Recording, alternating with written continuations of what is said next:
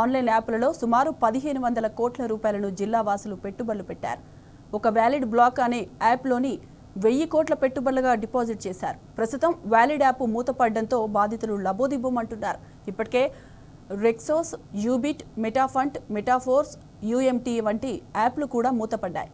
యాప్లు ఓపెన్ కాకపోవడంపై బాధితులు ఆవేదన వ్యక్తం చేస్తున్నారు. జగిత్యాల జిల్లా వ్యాప్తంగా ఉన్న సామాన్య ప్రజల నుంచి రాజకీయ నాయకులు, అధికారులు ఈ యాప్లలో పెట్టుబడులు పెట్టినట్లు సమాచారం.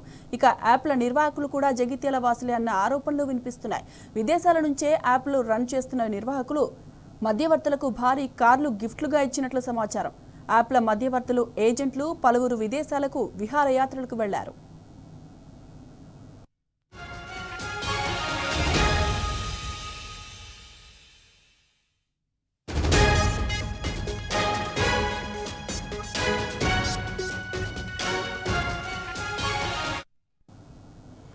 ఇక ఇదే అంశంపై మరింత సమాచారం మా ప్రతినిధి సందీప్ అడిగి తెలుసుకుందాం. సందీప్, చెప్పండి, ఆన్లైన్ యాప్లలో పెట్టుబడులు పెట్టి మోసపోయిన బాధితులు ఏమంటున్నారు? అప్డేట్స్ ఏంటి సందీప్?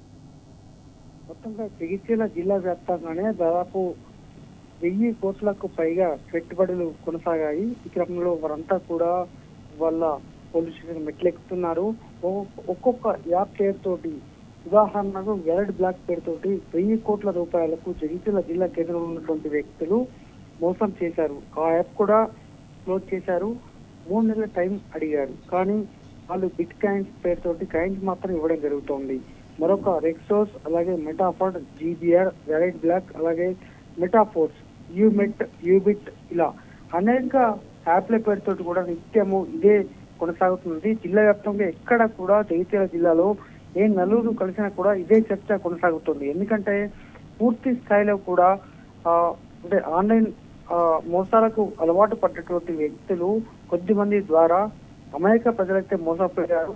ఈ క్రమంలో ఖచ్చితంగా సీరియస్ గా ఉండాలనేటువంటిది తెలియాల్సిన విషయం. అయితే ఎస్పీ గారు మాట్లాడుతూ పూర్తి స్థాయిలో ఎవరు ఇప్పటి వరకు ఫిర్యాదు చేయలేదు, ఖచ్చితంగా ఫిర్యాదు చేస్తే తాము ఖచ్చితంగా కూడా అందుబాటులో ఉంటాము, తాము కేసు తీసుకొని నమోదు చేస్తామని చెప్తున్నారు. గతంలో కూడా ఇటీవల మనము ఒక వార్త కూడా దీన్ని చెప్పడం జరిగింది, కానీ ఇప్పటి వరకు ఎటువంటి చర్యలేకపోయినటువంటి పరిస్థితి. ఆన్లైన్ పేరుతోటి ఆన్లైన్ లో అమ్మకాలు, అలాగే దీంతో పాటు బ్రిజ్ మోహన్ సింగ్ అనేటువంటి ఒక ప్రధాన సూత్రధారి ఉన్నట్టు మనకు తెలుస్తుంది.